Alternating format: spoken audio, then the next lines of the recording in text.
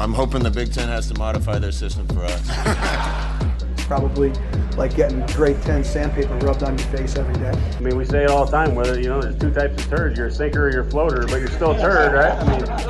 I mean, we are about players and players playing the plays and not necessarily the plays. Welcome to the Varsity Club podcast. My name is Derek Peterson. Joining me this week, I have our Hail Varsity's recruiting expert, Hail Varsity's resident Clipper hater, Hail Varsity's resident Peloton flexor, Greg Smith. How are you? I am very well. I appreciate you having me. It's been a very long time since you've been on this podcast. We tried to have you on for the college football playoff pod that we did, I think 2 weeks ago, and you were unavailable because you were getting something delivered. Did you happen to listen to that podcast? I have not yet, actually. No. Okay, we trash talked you at the end. Oh, no. All right, cool. That's fine. That's fine. Okay, yeah. I'll definitely have to check it out now. I am behind on every podcast that I listen to, so you don't feel bad. Everyone I'm behind on. We talked trash on you for thinking that group of 5 teams don't belong in the college football playoff, and then Cincinnati and Coastal Carolina both lost their bowl games. So what's the logical conclusion there? Nothing. The logical conclusion is that you can't draw conclusions from bowl games. No. You saw Florida. You know about this. I mean, I guess. Though I will say, to refute my own point, there was, I think the ratings, I forget which game it was now, but the ratings for one of those group of 5 schools team bowl game was actually very good. It was one of the higher ones of the entire bowl season. That was probably Coastal Carolina Liberty. Probably. That was one of the best games of the season. Yeah, that poked a little bit into my nobody wants to watch these chump teams play. That works. Chump teams. Come on, man. Here's my argument. The way that you get those teams to not be chump teams and to actually be legitimate teams in the eyes of Greg Smith is you put them in the playoff. And so then kids, when they're deciding where they're going to go to school, will see, hey, that team was in the playoff. I can get there if I go here, instead of what it is now, where it's just like, okay, I have to go to Alabama or Clemson or Ohio State or, sometimes, whatever big name SEC school at the time to get to the playoff. You start spreading the wealth a little bit more. Maybe. I guess I could go with that, which is really kind of just the final piece of that, because it used to be like, in order for you to get drafted or to really get your name out there, you had to go to one of those teams. But you can do that from anywhere now, which has made college football better, I think. But then on the other hand, to really compete for the championship, honestly, there's about 7 schools that you have to go to at this point. Yeah, what's wild is, and we've talked about this a couple times, is like, kids nowadays, kind of like the motivation in the 90s was, okay, where am I going to win a national championship? And the motivation now is like, who's going to get me to the league? Right. Like, kids still want to win national championships, but it's like, who's going to get me to the league? And I was reading a mock draft this morning, actually, from Matt Miller of the first round, that had North Dakota State's quarterback going as a first round quarterback this year. Okay. So it really doesn't matter. If you can play, they're going to find you, but that doesn't mean you're going to actually get them play for, the big prize. Cole Payton, man. So he's going to be a first-round draft pick in 4 or 5 years. That's what that tells me. And that will definitely be like a thing that people watch for around here. We're recording this on a Thursday morning. This podcast is going to exclusively focus on the defense. We're going to talk a bunch about the defense, where they're at, the returns of Cam Taylor-Britt and JoJo Domann, kind of what are our thoughts on that side of Nebraska's football team after now 3 seasons of Scott Frost, because that side was the side that came in with far lower expectations, probably a lot lower bar to clear in terms of looking like a success. And I would say that I think they've cleared that bar after 3 years, and they're still not viewed as a success by some. So we can get into that a little bit. I do want to note off the top that because we're recording this on Thursday, there's a lot of stuff that happened on Wednesday. There's a lot of stuff that's happening outside of the realm of sports right now that are obviously bigger than sports. But I do want to say that, for me personally, when I'm in a bad headspace, or when I need to kind of clear my thoughts or things like that, I take a drive around Lincoln and I listen to a podcast. I listen to a basketball podcast. It's either the Low Post or the Hoop Collective with Brian Windhorst, whatever's kind of the newer podcast of the day, just to sort of distract myself. And I know that there will be some people that say, hey, don't distract yourself. But sometimes, like, we're all humans. It's human nature. We kind of need that sort of break. So the intention for this is to just talk football. So if you're looking for a distraction, I hope this can provide that for you. If you're looking for, I don't know, a reprieve, I hope this can provide that for you. If you're just wanting to listen to football, we're going to talk about football. So I appreciate everybody that listens to this. Thank you for subscribing to all of the Hail Varsity podcasts as we move into this new year. We had a kind of a cool little shift kind of later on in 2020 where lots of people at Hail Varsity and lots of some of your favorite voices got podcasts, Greg Smith included. He's got a podcast that now he's a big shot and doesn't come on mine anymore because he's got his own. Sasha Durkin, who is producing this for us today, has her own podcast with Aaron Sorensen called The Mind Your Own. You can listen to that too. So just want to say thank you to everybody that listens to this. Keep subscribing, keep reading hailvarsity.com. And we're going to talk some football. So Greg, let's start with the returning guys. Cam Taylor-Britt, who is a junior, a true junior, third-year junior, will come back for his fourth year in Nebraska. Big win, I think. I think he could have gone to the NFL and would have been drafted, I think. I think he's legitimately one of the best Big Ten corners out there. JoJo Domann, a senior, also decided to come back. So he will use his free year of eligibility to play one more season in Lincoln. These are big, big wins for Eric Chenander, the defensive coordinator, for Mike Dawson, the outside linebacker coach, and for Travis Fisher, the DB coach. Yes? Yes, huge wins for both of them. And it's interesting to me that they both are coming back, I think, for a little bit similar reason, in that I think they both tested the waters for the NFL draft and both saw that they had some improvements to make to improve their stocks for the draft. And so they're coming back to school. But it's a huge deal for Nebraska's defense to get both of them back, because I mean, just thinking through, those two, Taylor-Britt and Domann, are probably their two best defenders from the team last year.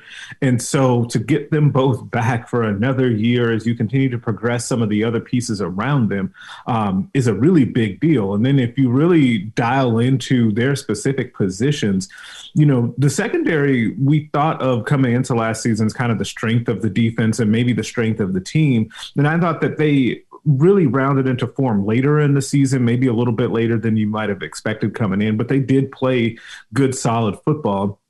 But you still got the questions over who else is potentially coming back in that secondary. You had some injuries that happened last year to guys that you would think are taking the next step, like Miles Farmer in the season, Braxton Clark kind of in the preseason, right? So there was still a little bit of question marks with that group. So getting Cam Taylor-Britt back really stabilizes that unit, right?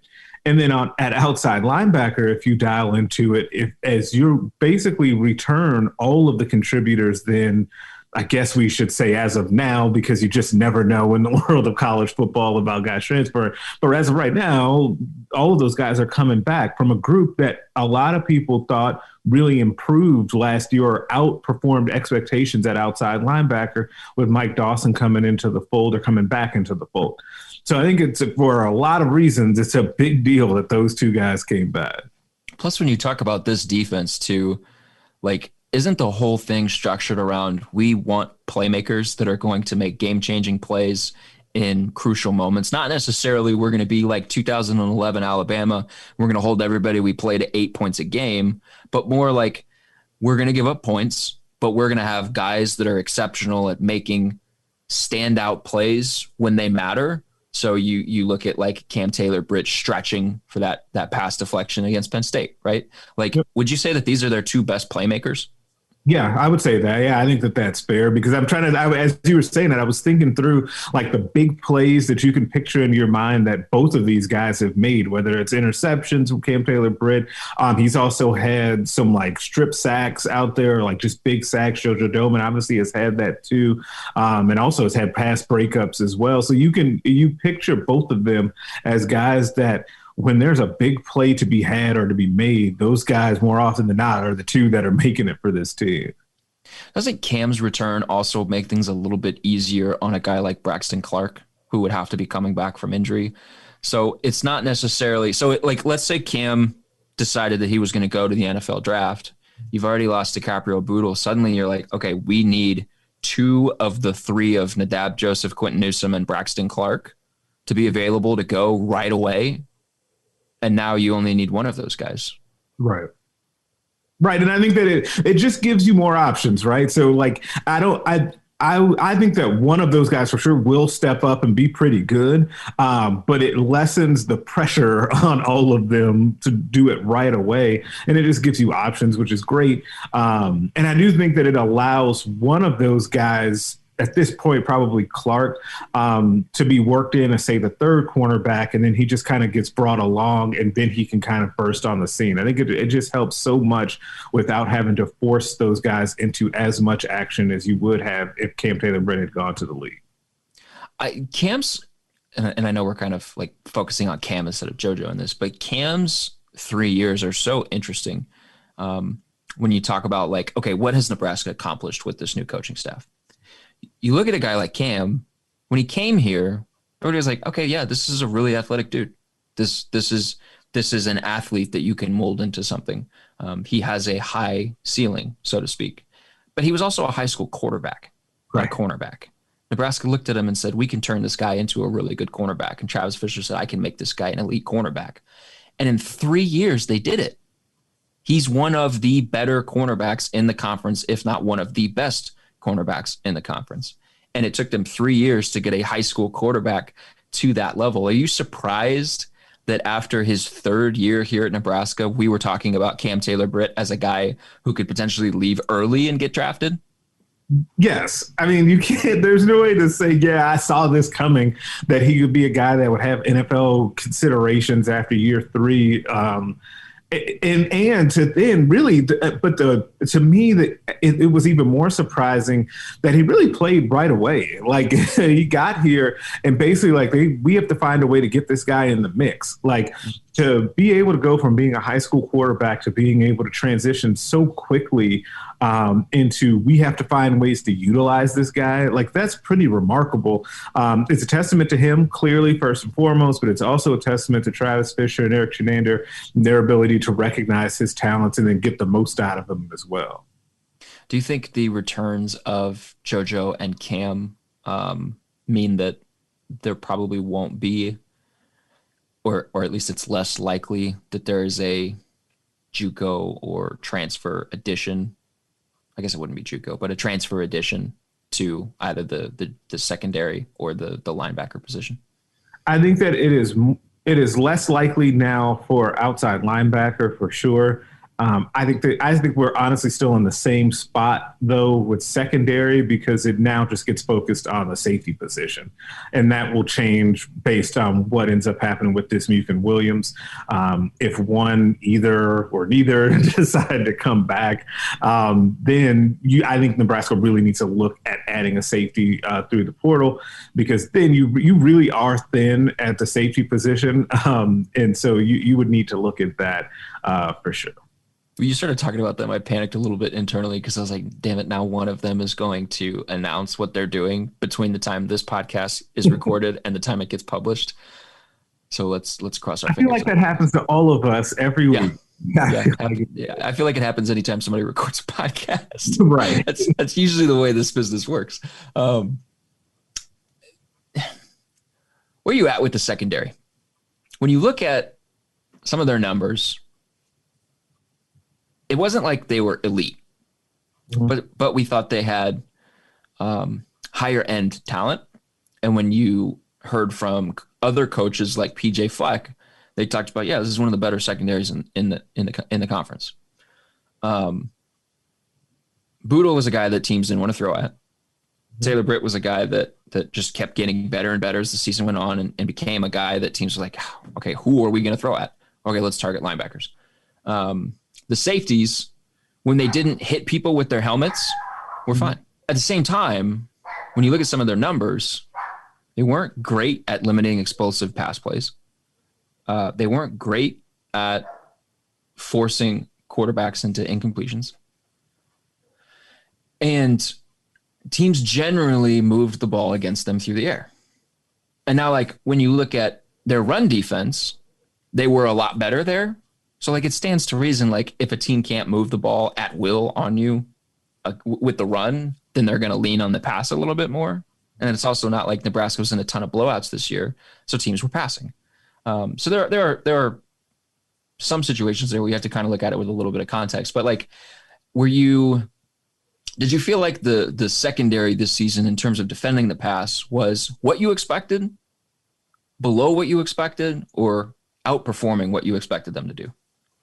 I would have to say below what I expected coming into the season, but not like by a large margin. I think really the biggest disconnect for me from what I thought that they could be and what ended up happening over the 2020 season is I thought that they would have more takeaways and more kind of impact plays to change games. Like I really just thought that would kind of be a staple of what this group did. And it really wasn't, right? And so that, I think, was the thing.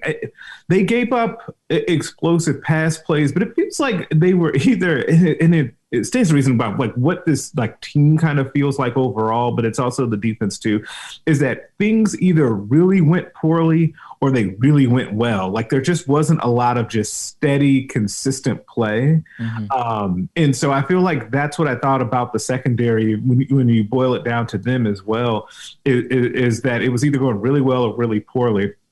And so I think that I thought that they did, like I said, got better during the season. And I thought the safety play in particular improved as the year went on, and just filling the lanes and alleys better, more consistently. I thought the tackling improved over the season, like you alluded to, not lowering the head and all of that. I think still needs to... It's still just perplexing as to how that's still happening on such a consistent basis. But overall, I like what you were getting from the safety spot. And so, yeah, overall, I think that they really were a little bit below my expectations, but really because they weren't producing those explosive plays or takeaways from that position. It is worth noting, too, that they were one of the best teams in the country at limiting opponents to field goals once they got into the red zone. Opponents scored on only 51.4%, scored touchdowns, I should say, on only 51.4% of red zone trips, which was 15th nationally. So, like, that speaks to talent in the secondary. In coverage, because the field is smaller, and so you can sort of rely on your guys to make plays, so to speak. You're not going to have a ton of busts in the secondary because you're not going to have guys running open downfield. You're not going to have to worry about switch offs and things like that.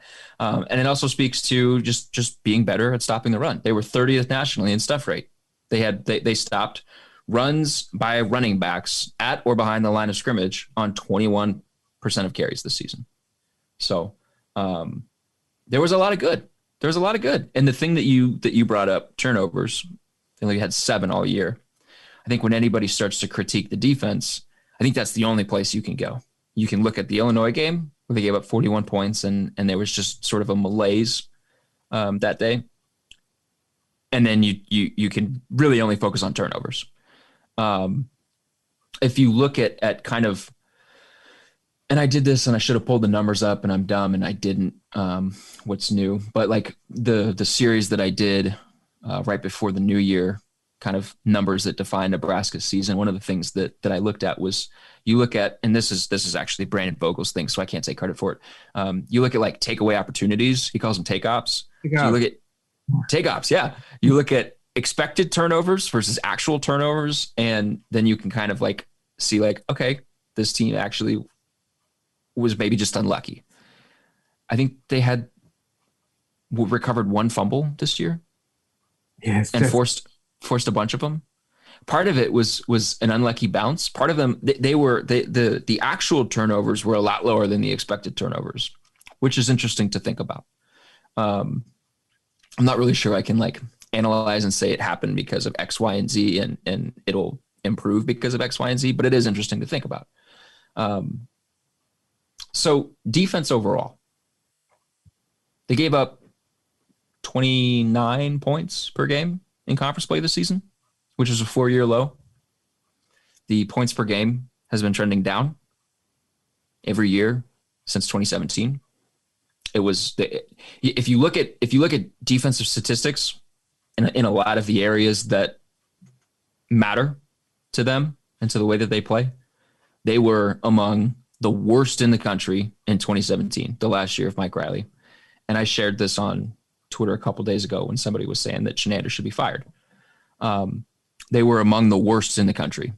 If you look at things like yards per carry, things like points per game, things like third down percentage, they are trending in the right direction across the board. Are you surprised that the defense has made more progress in 3 years under Scott Frost than the offense? Yes. I mean, you kind of have to be based Why on... do you think that is? Because the reason that this staff, namely Scott Frost, was hired because he was running up and down the field on everybody putting up points, right? Oh, like I should say, hold on. It's obvious why that's surprising. I'm sorry. I should say, why do you think it is that they have shown more growth? I'm trying to think how to say this. I think that the development of defensive players overall has been better and more consistent than the development of offensive players at Nebraska. Like, if you just think about it, like, offensively, you had kind of Adrian Martinez burst on the scene. You've had Wan'Dale Robinson like be everything he was advertised essentially since he got here. And then you've had a couple of good offensive linemen as well in there. Defensively, like, there are guys at basically every level of the defense that you're like, oh, okay, well, that guy kind of outperformed what we thought, or he's coming along faster. We talked about already about Cam Taylor-Britt and going from being quarterback to a guy who's a draftable corner in just 3 years. You've gotten solid play from the safety group. You have guys like Casey Rogers. Yeah, I've got there. You've got Casey Rogers who's made a jump. Ty Robinson has been steadily coming along. You got Luke Reimer who kind of burst on the scene. All he really needs at this point is to be able to stay healthy and stay out there. Nick Henrich kind of showed why he was so coveted, switching back and forth between inside and outside linebacker, to where I think he led the team in tackles during that Rutgers game. And I'm probably forgetting guys. Like, there are a number of guys that you can talk about on that defense that have kind of progressed at either the rate that was expected of them or have even been ahead of schedule. And you can't say that about the offense in the same way to this point. And so I find that really interesting. And as you kind of alluded to at the start of this, while all of that is happening, you still have if you just ask your average fan, they are still more negative towards the defensive staff in general, and especially the defensive coordinator, than they are towards the offense. And I'm not even saying that people just need to be slinging arrows at the offense. I'm just saying just tamp it down a little bit on the rhetoric around the defensive staff, because the facts don't bear out some of the anger that they're getting. So just stop slinging arrows, period. Or yes, we yeah. Could, yeah. Yeah, facts don't care about your feelings, Greg. Yeah, I guess not. You need to come be a noted sports nerd like me. I wonder if Nebraska's pedigree and the pedigree of the black shirts plays into that. Mm-hmm. While simultaneously people's expectation of what Shenander was based off of maybe like the last 4 or 5 games that they watched of UCF in 2017, when it was clear for us was going to be the next head coach. Mm-hmm. Right? Like, what was the one game from 2017 UCF that you can point to and say not every single, but a huge percentage of Nebraska fans watched that game? It's probably Memphis in the AAC championship game, right? Memphis was the first one I thought of, yeah. Where they gave up a bunch of points. I want to say it was like 50 They were in the 50s. I don't have the game in front of me. I want to say it was in the 50s. I wonder if that lasting image of, okay, this is just an offense that is just going to outscore everybody and it's going to win games, 56-50, combined with, bone-crushing black shirts of the 90s where, we're giving up 10 points a game, we're shutting people out multiple times a season, is sort of creating a very, very high standard for Chenander, a higher than reasonable standard, maybe, so to speak. I don't know. I could be wrong. You could disagree with me on that, but that's kind of what I wonder about. I don't necessarily disagree with you, but I think that there's also another layer to that, and that's people, because of the history of the program and how they've won with, they had great offenses obviously during those times too, but like they had great defenses, and you do associate the black shirts with keeping people either scoreless or the point total very low. But there's a segment of the fan base that hasn't adjusted to the modern game, or just like a shift in what good defense is. And I feel like we've all, like as a staff, we've talked about this before about like what good defense looks like. I actually feel like Nick Saban actually talked about this year about how things have changed and how you view good defense. But I feel like there's a segment of people that only view good defenses as you're holding the opponent to single digits or you're shutting them out. And if you're not doing that, it doesn't matter what else is happening. Because you're not playing good defense. And if that's going to be what you hold this team to, then you're never going to be satisfied. But you also wouldn't be satisfied with any number of teams around the country, because I would ask you, who's doing that these days? Like, you just don't see that. Like, we talk about Alabama because it's the easiest comparison, but they're not that's not how they're winning, or I was going to say about to win the national championship. We don't know. The game has not been played yet. I'm just assuming. Sorry, Ohio State, Nebraska's BFF. But that's not how teams are winning right now. Right. Northwestern had legitimately one of the 2 or 3 best defenses in the country, and they lost the Big Ten championship to Ohio State. Right. Because Ohio State had a better offense. And like that is important to bring up for another reason, because I don't want it to seem like we're saying that, hey, the defense is good, they've done their job, don't have to keep growing. No, they have to keep growing. It's not a finished product. 56th nationally in yards per carry. They got to be better than that. They have to keep improving.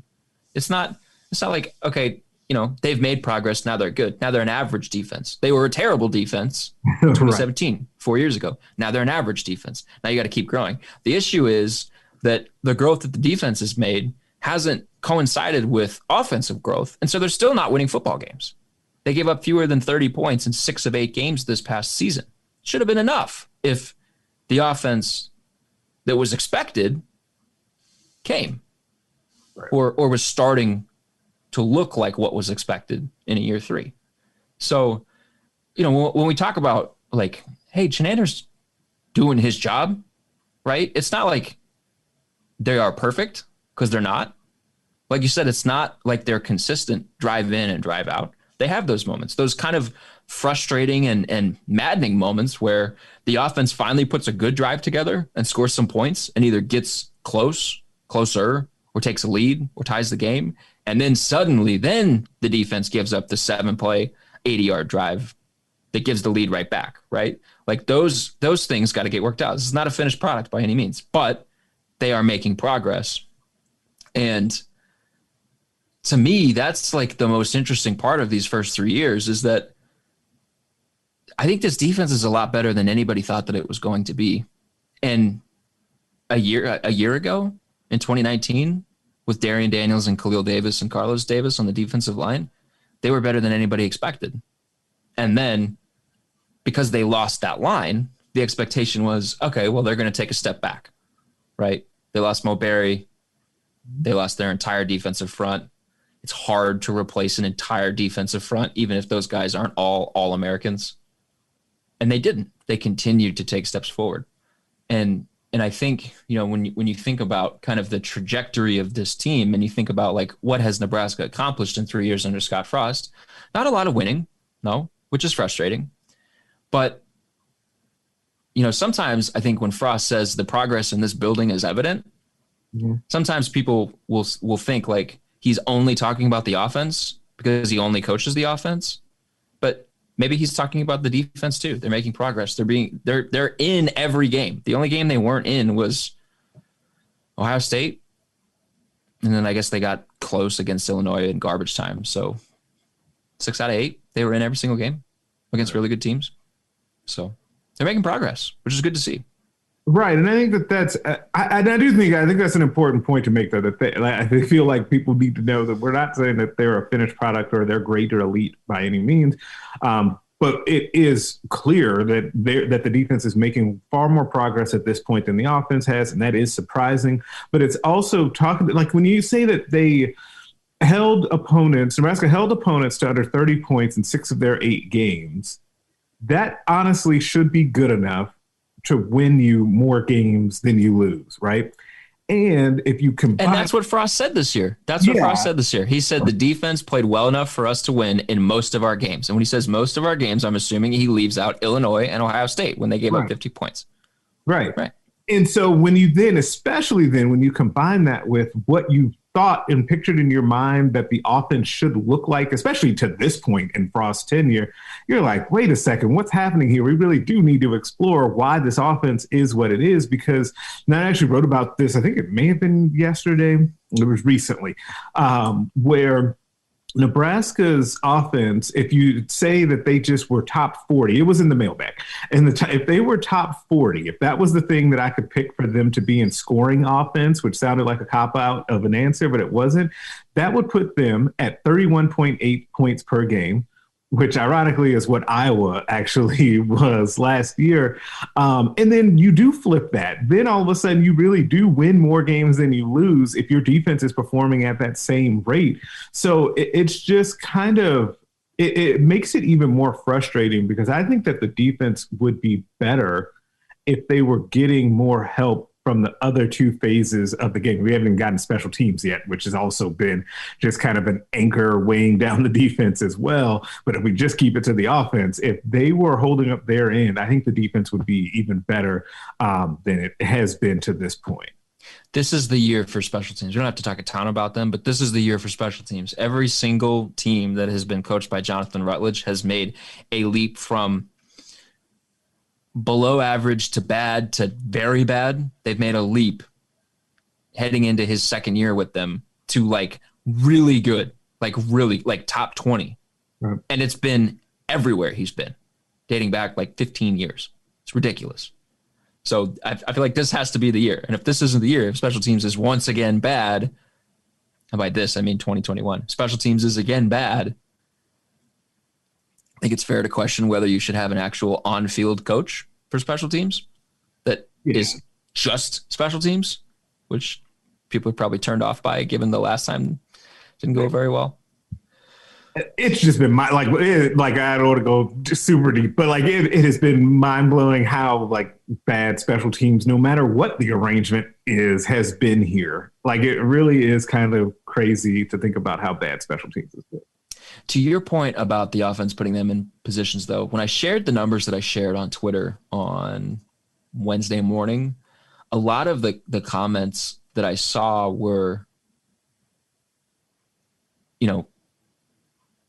okay, now I'm seeing one that says, right, but that's stats from 8 games compared to at least 12 in a normal season would still be lower, but your stats are skewed. No, they're not. They're per game, dummy. I like to hear you're arguing with someone on Twitter on the podcast. Per game, my guy. Also, per carry is not whatever. I do this thing where I will talk to inanimate objects, and Alex gives me a hard time for it all the time. Like if I don't know, something falls off the counter, I'll like look at it after it's like clanging around on the ground and be like, excuse you. She thinks it's hilarious, and she gives me a hard time for it all the time. People say with a better offense, those numbers look better. With an offense that doesn't put them in bad positions all the time, those numbers look better.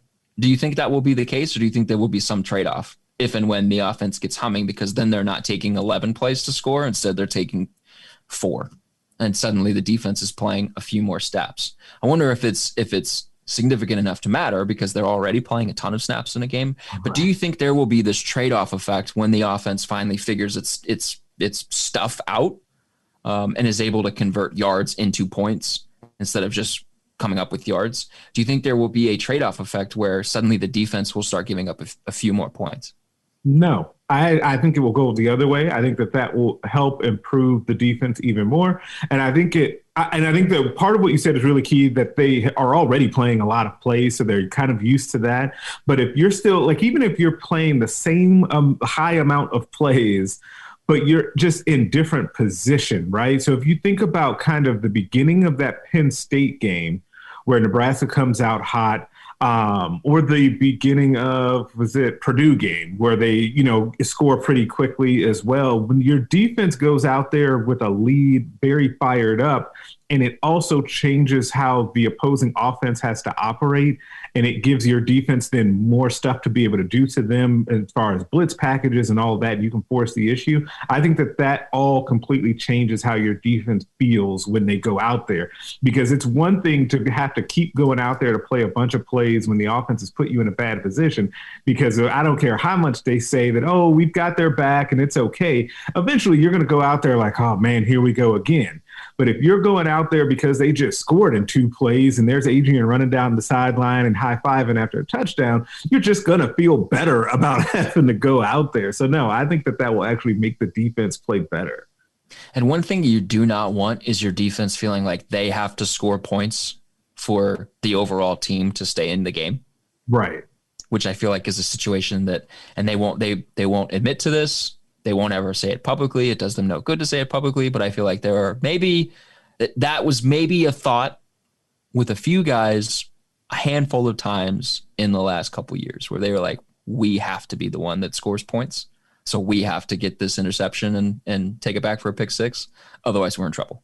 You do not want your defense feeling like that. No, not at all. Interesting question that I posed to you before we got on the pod. Everyone says that Nebraska still is looking for its identity. What is the identity of this team going to be under Scott Frost? What is the calling card going to be? The hallmark, when you play Nebraska, this is what you're going to get. What is that going to be for Nebraska? It's not solidified yet. Everybody thought it was going to be fast up-tempo offense that just scores a bunch of points and kills you to death with tempo. That hasn't been the case. They're still trying to find it. Can it be defense? Can this defense get to be sort of the black shirts of old defense? And then that is the identity of this team. Yeah, the offense is gonna have a couple of poo-poo drives, but the defense, the pedigree is going to continue to be what it was 15 years ago, 20 years ago, even 10 years ago in 2009 with Big Bad Wrecking Ball, Dominican Sue. I don't think it can be that. I really don't. Like, I just have I have a hard time picturing, and I'm trying to think of, is there another example of this? And as I explain this, maybe you think about it and see if you think of one. Is there an example of a team having a offensive coach that's his thing, it's his baby, that's what he's known for, is running this type of offense or just being an offensive guru of sorts, and the play calling was his thing, and I'm the former quarterback and all of that.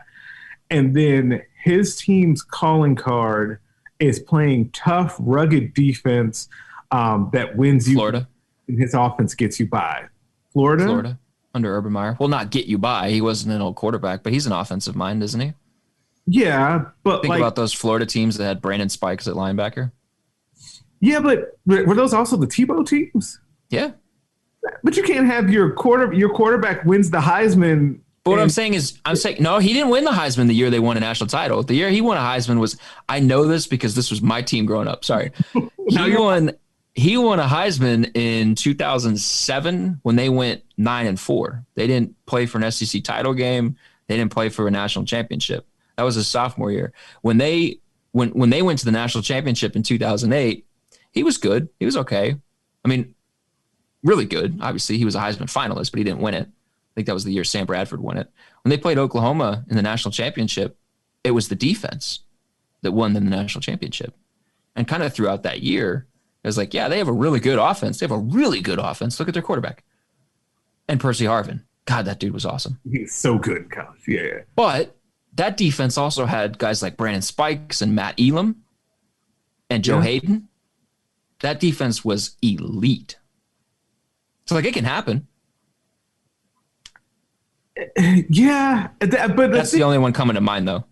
Yeah, because but even with that, like it's just tough because that offense, and maybe it's skewed because the offense had like such famous people, I guess, too, as well, kind of led by Tebow. So maybe, but like even then, if I just give you that Florida example and don't fight it, like we're still talking about one example that's a little shaky. So maybe, but like it's just hard to picture this. Also, sorry not to interrupt you again.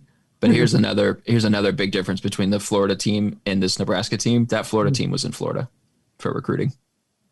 Yeah, that too. Like that does end up being, kind of the equalizer on that one too. So like maybe, it would just be hard to see that being the case where the identity, because I think that even in that scenario where like even if the defense is leading the way with this program and 3 years from now they've put together some good seasons and they're winning, I still think, and the defense is playing really well, I still think it's going to be the offense that people identify with the program because of who the coach is. I just think that's just kind of how that will go. Even if like the defense should be getting more of the credit. I think that would be the shift in the conversation. It would just be like, man, why aren't we giving the defense more credit? A thankless job that Eric Chenander has. Yeah, I mean, yes. But I think he had to have known that coming in. Like, to be totally honest, I'm sure they had the conversation that, like, this is how this is going to go for you, regardless of how it goes. I mean, it was like that at UCF. Like, he had Shaquem Green and whatever the cornerback's name was, who is now at Minnesota. Who? Mike Hughes. Yes, him. Thank you. Is he in Minnesota or is he in New Orleans? There's a wide receiver from UCF. Yeah, the wide Minnesota. Receiver. Traquan Smith is in New Orleans. That's guy. You got to be questioning. Yeah. Yep. I get the two confused. What do you think the identity should be? Veering off the defense here for a second, probably, but what do you think the identity should be? I think that the identity needs to be like, it's going to be offense, but that it needs to be a different version of the offense that we've seen, that it needs to be Nebraska they're going to spread you out, but they're going to maul you up front. Like, I think that they need to lean into kind of what's naturally been happening, which is Greg Austin has been really good at recruiting offensive linemen, and that it's clear that the offensive line pipeline, offensive line history has resonated on the recruiting trail, and they've obviously been able to get a lot of good linemen here in their short time so far here, and that needs to be leaned into. I don't know if it will. I have my doubts, but I think that that's where they need to go. And honestly, I think that you saw what it could look like in that game against Rutgers, and you've seen it in little bursts in other games. And I think it would serve Nebraska very well if they actually leaned into that and truly embrace that type of identity. Yeah, I'm right with you. One of our friends this week asked for the mailbag, like who's the most important recruit for Nebraska in the last 4 years? And I cheated and gave two guys, but it's kind of, I thought Bryce Benhart and Turner Corcoran for the exact reason that you just laid out. Like, those guys were big time offensive lineman recruits that if they can turn into like All-American kind of players, or at least first team All Big Ten kind of players, then that would mean that they're doing what you just described, which would mean that they're finding a lot of offensive success, I think. Right. And I think that, and it's funny you said it, because I almost went with Turner on that one. And it's funny because Turner gets a bump in those discussions, I think, over Bryce sometimes, because we know who was after Turner, because Ohio State wanted him. OU was probably the team that finished second in that recruitment, though Bryce is interesting because he had a lot of those same schools after him. They just did not talk about it during his recruitment. So it kind of stinks in a way for him when you talk about that stuff, but I can definitely go with you on Turner or Bryce being the most important recruit over this Frost era so far. One last question for you. Did you read my response in the mailbag to the question about what movie should be turned into a TV series? I did not. You did not? I did not. Okay. Before I give you my response, did you see this question? Did you have any thoughts that came to mind immediately? You didn't give an answer for it. I did not give an answer for it because I couldn't think of anything that I thought should be the answer. Okay, let me give you mine. Anchorman becomes an office-style series. Single camera. You get the talking head interviews, the whole shebang. Okay. The random looks at the camera. Tell me that you do not want talking head interviews in the middle of an episode with Brick Tamlin. Okay, I mean, yeah, that would work. I think that would be a quality, television program. And I wish I had kind of thought of that, but yeah, that would be good. Paul Rudd is big time now, so he probably doesn't have the time to do it with the 25 billion movies that Marvel is creating now, but I think that'd be great. And now I kind of want to do it. I want to see it. I'm going to go with you on that. I could definitely see that being a thing that works. The more I talk about it, Anchorman is Alex's all-time favorite movie.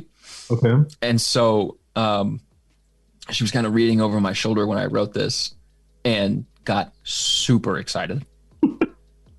She's like, my work here is complete. Yeah, exactly. She's like, we should do this ourselves and license it. It's like, I don't think that's how that works, but okay. Yeah, give it a shot. See what happens. Yeah. Well, we got to go. Greg, you probably got stuff to do, I would assume. Sasha's got other people coming in for the podcast studios, so we got to get out of here. Greg, thank you for coming on the podcast, gracing us with your presence for the first time in too long. It was nice to talk to you. Thank you. It was nice to be back finally. First time in 2021. Yeah, first time. God. No, it still feels like 2020. Thank you to everybody listening. Thank you to everybody that subscribes. Keep reading Varsity.com, and we'll be back next week.